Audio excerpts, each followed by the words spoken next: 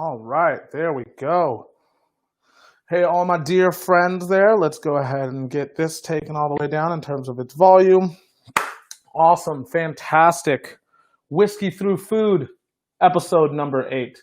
I'm Cameron George, National Ambassador to the Ardbeg Distillery here in the United States, also known as your heavily peated preacher or master of smoke, here to talk all things smoky with you today. Today we're going to be having a nice little cocktail and food pairing. Let's see, make sure that we got our food pairing over here. We do. Today's food pairing is going to be the incredible golden kiwi. Let's make sure that we get this held up to the camera. Will we get the lens capture? Boom, there it is. Perfection. The golden kiwi. And the whiskey we're going to be pairing to it today. What's going on, Wendy? Hello, hello. JR, thank you for joining us as well. Fantastic to have you all with us. Today we're going to be talking about one of my favorite whiskeys, actually the cornerstone whiskey from Ardbeg's distillery, Ardbeg 10-year. Very much so the heart and soul. We can do nothing if we can't make this whiskey year in, year out. Ardbeg 10-year very much so typifies the Ardbeg distillery's house style. First and second fill ex-bourbon barrels, maybe sometimes a splash of some third fill ex-bourbon barrel in there as well. But I kind of like to think it's like building the framework for an incredibly beautiful house. We can't have the other award-winning whiskeys of Ardbeg, especially the ones like Corey of Wrekin, Ugadal, NO, without building the framework. And the framework is set by Ardbeg 10-year. It's very much so how we kind of build our iconic house style, if you will, right? So as we're letting some more people join on there, there we go. Let's make sure we're, hello, Lauren's. Lauren's dropping a comment on Facebook there. Let's go and see what Lauren's got to say. All right. Hey, Lauren. Hi, nice to see you. Oh, nice. Awesome. All right, so we got some people on all platforms. Again, Whiskey Through Food is really aimed at making the world of whiskey much more accessible. As traveling across the country the last few years, speaking about single malt scotch, one of my favorite spirit categories, and also just spirits in general, one thing that I really started to notice was that, people by nature actually have really great palates. Even those of you who think that you don't have an incredible palate, the human palate is one of the most phenomenal, things in the entire world. We're able to pick up nuances. We're able to pick up not only smell, taste, but also texture as well. One of the things that I noticed was that people lacked the vocabulary to be able to express what it is that they were actually tasting, right? And so that's one of the ways that Whiskey Through Food aims to kind of help elevate the whiskey tasting game, is by giving us more of a wider vocabulary set to be able to describe some of the nuances of whiskeys that we're experiencing. So Whiskey Through Food, again, happens every Monday, every Friday at 5 p.m. Eastern Standard Time. For us lazy bones out here on the West Coast, that's, of course, 2 p.m. So with no further ado, what do you say we dive into a whiskey today? Oh, look at this, Erica Biendorf out here as well. It's been way too long since I've seen you, sweetie. Absolutely love you. Hope you're doing very well out there. I hope you're grabbing a glass of whiskey with me this afternoon as well. So, whiskey of the day today, of course, is Ardbeg 10-year, the iconic one and only Ardbeg 10-year. Let's see if we will get that. There we go. As we mentioned, first, second fill ex-bourbon barrels, a little bit of third fill every now and then. Coloration for Ardbeg 10-year is absolutely one of my favorite things in the world. In the whiskey world, we're told that delicious whiskeys need to have this dark, rich kind of hue, almost like worn leather, or this kind of like very dark, rich, almost amber color. If you take a look at a glass of Ardbeg, you'll notice that this 10-year light auric gold, almost kind of a hay coloration to it. Very, very light. One of the things I've said it 1,000 times, Ardbeg's spirit is very rough and kind of ready, to quote Brendan McCarran, yet again, one of my favorite human beings on the planet. So Ardbeg typically doesn't take that much coloration from its casks. The new made spirit for Ardbeg is for some reason just a little bit more resilient. to not only to some of the coloration that casts are going to try to impart onto them. Of course, flavor profile is very accepting of all of those lignins and all of those tannins and oak lactones that especially an American standard bourbon barrel is going to try to impart. But very much so, Ardbeg, you can usually tell their whiskeys out of a lineup, even of young whiskeys, because Ardbeg's coloration is quite golden, very, very light. All right, let's dive into some of the olfactory presence. Again, I think that everybody needs to have a whiskey wind-up. I think that there should be a procedure that you adhere to every time you dive into a delicious glass of whiskey, not only Ardbegs, but all whiskeys, whether that's American whiskeys, Canadian whiskeys, Taiwanese whiskeys, Japanese whiskeys, have a wind-up. It's kind of like stretching your palate before actually getting into the exercise, if you will. So first and foremost, I generally try to gauge the coloration of a whiskey. This is going to teach me a couple of things, not only what color it is, but then also what my palate can start to prepare for. You can tell a lot about the way something looks and the way it moves in its glass as well. Again, tasting whiskey is not only about how something tastes or how something smells, but it's also about how something feels. And a lot of time you can actually see palate presence, and you can see weight and viscosity just by lightly moving that dram of whiskey around in its glass, right? So from a whiskey like this, I can tell there's not a whole lot of lipids going on as the legs start to dissipate back down into the bottom of the glass rather quickly. So the viscosity of this whiskey, it will drink with some beautiful weight, as Ardbegs are all bottled above 46%, which of course, because we're all whiskey nerds here, means that it is of course bottled as a non-chill filtered whiskey. So that means that we've left a lot of these friendly esters and acids still and lipids still intact, right?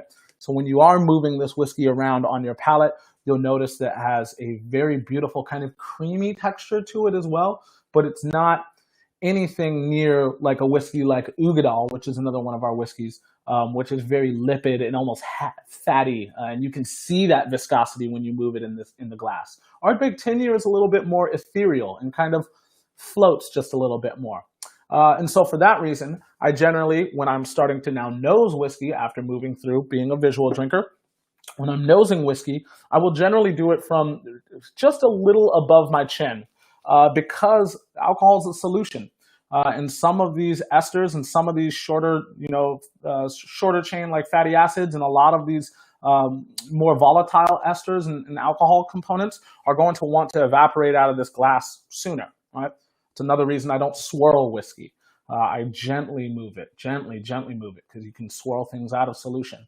But as I'm kind of nosing from about my chin level, a lot of those white flower, lemon peel, lime peel, strawberry, like strawberry field, all these herbal and like herbaceous components really start to jump out of the glass now, even from that far away, right? As I start to bring it in closer to my palate, I kind of blow into the glass. That's actually a trick that I picked up from the gents over at Single Cask Nation. Shout out if you're going to watch this later on. But one of the things you do is kind of blow into that glass to dissipate any of those more ethereal and kind of more volatile esters. That way now I can get that down into that glass. There it is. All of those phenols, all of that saline, the vanilla, the clove. That eugenol is kind of a synthesized clove oil. All of those friendly baker spices that we love to cook with and bake with during this time of year especially. This is whiskey season now, so right. Let's dive into it. Nathan Lehman, what's going on? Corby, what's going on? Good to see you, good to see you. All right, let's dive into this whiskey.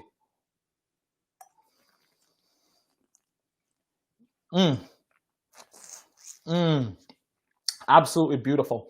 First, for me, I of course get all of those delicious phenolic components.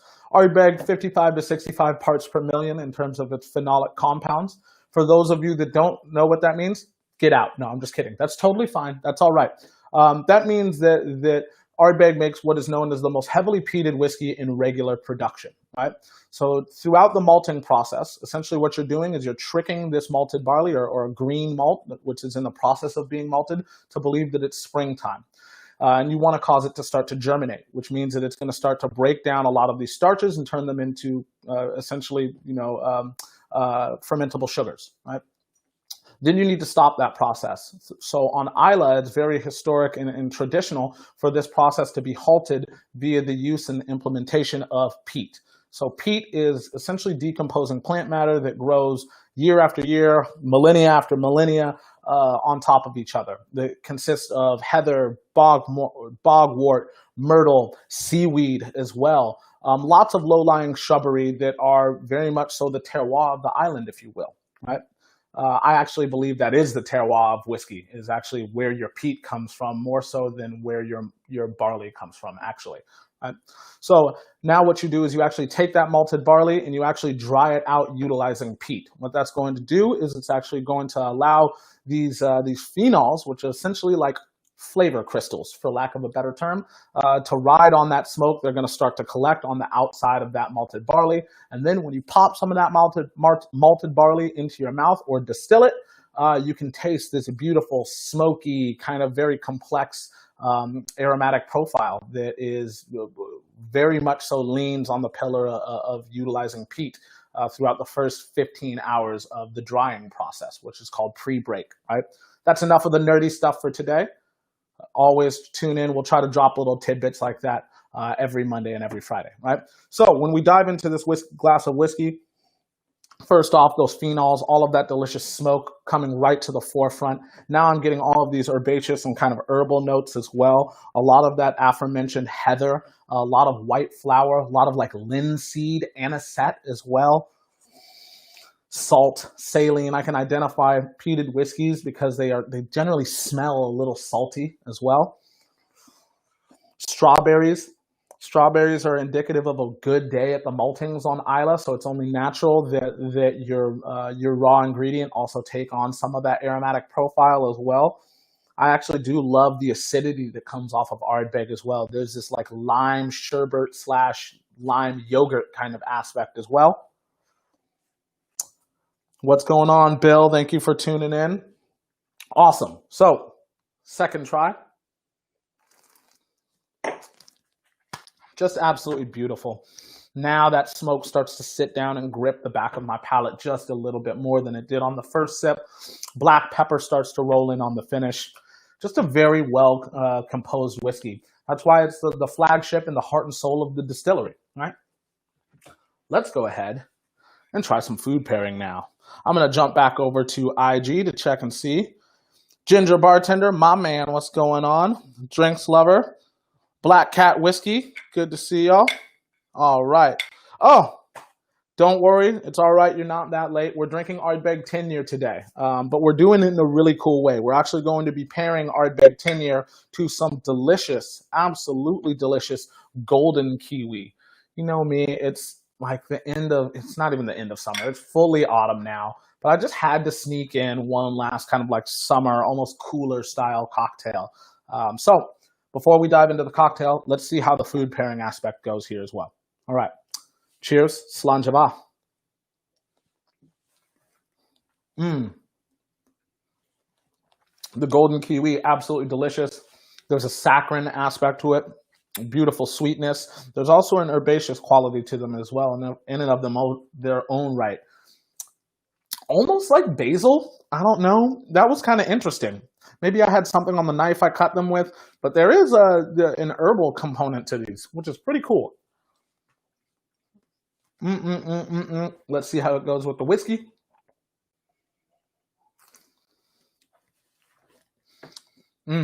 Beautifully. Absolutely beautifully. It's almost like the whiskey picks up where I guess like the trail of the golden kiwi kind of leaves off. Nice, really beautiful like acidity right after all of this delicious kind of soft sweetness up front. It's kind of a roller coaster, which is fitting for Ardbeg since we did a bottling called Roller Coaster. We're not going to do that on Whiskey Through Food, though. I only have one bottle of Roller Coaster, and it's not going to get opened, unfortunately. Not yet, at least. All right, let's give another little sample here. Absolutely delicious.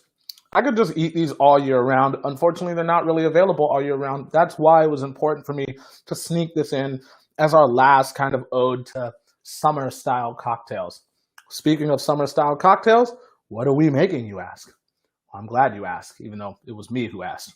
We're going to be making a kiwi cooler cocktail today. So let's dive into some of this cocktail fabrication. All right, first thing you're going to need for the kiwi cooler, mixing tin, right? We're going to be doing a shaken style cocktail today. And there is our lid right here. We're going to be doing a shaken style cocktail today. So we're going to need a glass to serve this cocktail in, which is ultimately going to be our wonderful Collins glass. One of my favorite glasses to serve cocktails in. I just think that the presentation in a cocktail in a Collins glass is just absolutely pristine, absolutely fantastic. And it tells you that you're going to drink something that's supposed to be kind of refreshing as well. Again, human beings are visual drinkers. And so when I see a cocktail that's presented in a Collins glass, I know that it's going to be kind of a long drink, almost more refreshing in its stylings. Right? All right, so let's go ahead and take some of the kiwi. I'm going to go ahead and use a half a kiwi. No, I'm going to go ahead and use 3/4 of a kiwi because I love the flavor profile. And this is, of course, my last kiwi. So I'm going to make sure I use all of it. Forgive me here. Oh, Scotch Society 305, what's going on? Shout out. Good to see y'all as well. I'm going to go ahead and make sure that we muddle this up. I'm going to just nicely muddle these kiwis. Just get them to give up some of that delicious juice there. Perfection. Next, what I'm going to do is I'm actually going to take 2 mint leaves because I'm a huge fan of mint. I didn't muddle these because I really want the kiwi to be the dominant flavor profile, but I am going to lightly slap them. That's going to help them start to release some of those oils, which will give, which will translate to some of the cocktail when we start to shake it as well, right? Next, this cocktail is going to call for a 1/2 ounce of lemon juice. I'm going to do fresh squeezed. Half a lemon right here will be about 1/2 ounce because I've got really good lemons right now. Put that into the compost. All right. Next, this cocktail is going to come together very nicely, but we're going to need some balance here, right? Okay, so I'm going to go ahead and use 1 ounce of Lillet Blanc. One of my absolute favorite things for summer style cocktails. Then we're going to follow that up with about a 1/2 ounce of simple syrup. Nice little 1/2 ounce of simple. And then, of course, the star of our show, the one and only, Ardbeg 10-year. 1.5 ounces. Absolutely love it. God, I miss bartending so much. All of my bartender friends, I miss being behind the bar with you all. It's been a little while. I can imagine that it's been kind of a crazy year for all of you as well. I can't wait until 2021. Hopefully, when we start to get a vaccine, things kind of return to a new normal, whatever that may look like. But, you stay up with your bartending skills. It's something that I have let slide over the last few years. I dropped a drink on myself a few months ago. Just so embarrassed, so ashamed of my bartending technique. But I got some skills still. All right. Next, we're going to go ahead and add some ice. I'm going to go ahead and add ice to both my shaker tin and my glassware at the same time here. That should be enough ice in the shaker. And let's go ahead and add some to our glass for when we're prepared to present. Perfection. All right. Here we go. Shake it till it's too cold to hold. Forgive me, it might get loud for a sec.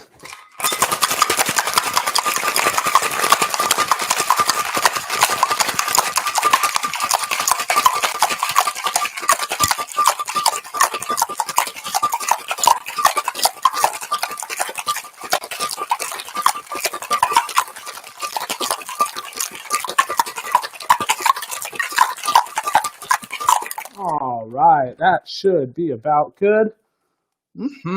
That's smelling delicious already. It smells absolutely fantastic. All of the smoke, the beautiful fruity elements from Ardbeg as well. That Lillet really playing really nicely together. Make sure you fine strain your cocktails.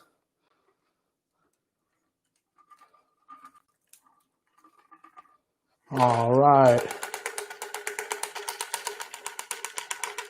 That delicious kiwi pulp making things strain just a little slow there. That's all right.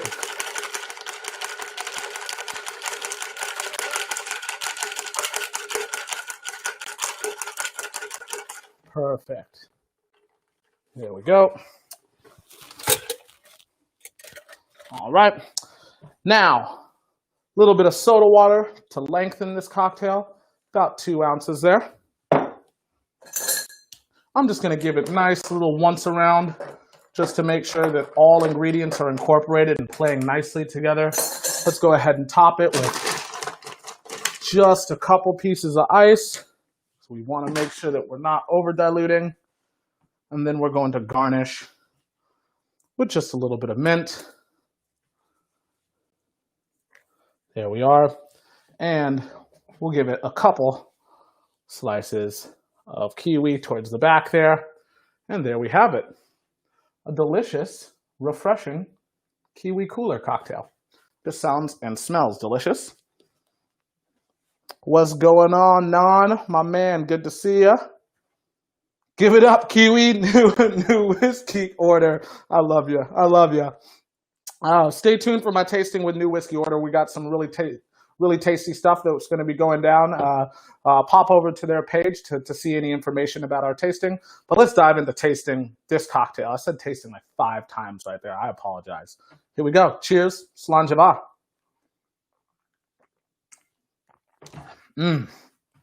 Woo! That's a tasty one. That's a very, very delicious one. I would absolutely love to share this cocktail and enjoy this with anybody who says that whiskey, especially peated whiskeys, can't play nicely in long and refreshing styles of cocktails. The smoke, the salinity all pair really nicely with the delicious kiwi. The fruity aspects of the kiwi pair really nicely with Ardbeg's acidity as well. Ardbeg does all of its fermentation in Oregon pine washbacks. So these Oregon pine washbacks, allow for a really unique style of ferment where you have an element of malolactic conversion happening as well. So I always like to think that Ardbeg has this undertone of kind of a creamy, almost yogurt, but then also at the same time acidity that you see in lime, acidity that you see in yogurt as well. Just this really beautiful kind of complex, delicious spirit coming off the stills at Ardbeg. Another thing that's unique at Ardbeg Distillery is that it's one of the only Islay whiskey producers, and actually, well, I should say the only Islay whiskey producer that uses a purifier on its stills. One of the only single malt Scotch distilleries that makes a peated whiskey with purifiers on its stills. So that purifier is allowing a little bit more forced reflux. What that means is that Ardbeg is, yes, both the most heavily peated whiskey in regular production, but also at the exact same time has this duality of a spirit that is light and a kind of ethereal, as I love to use that word when tasting whiskeys. You should incorporate that into your tasting vocabulary as well. That's what it's all about. Whiskey through food. We're here to learn. We're here to taste. We're here to enjoy. Always remember, we're not drinking, we're learning. Until Friday, cheers and slanjava.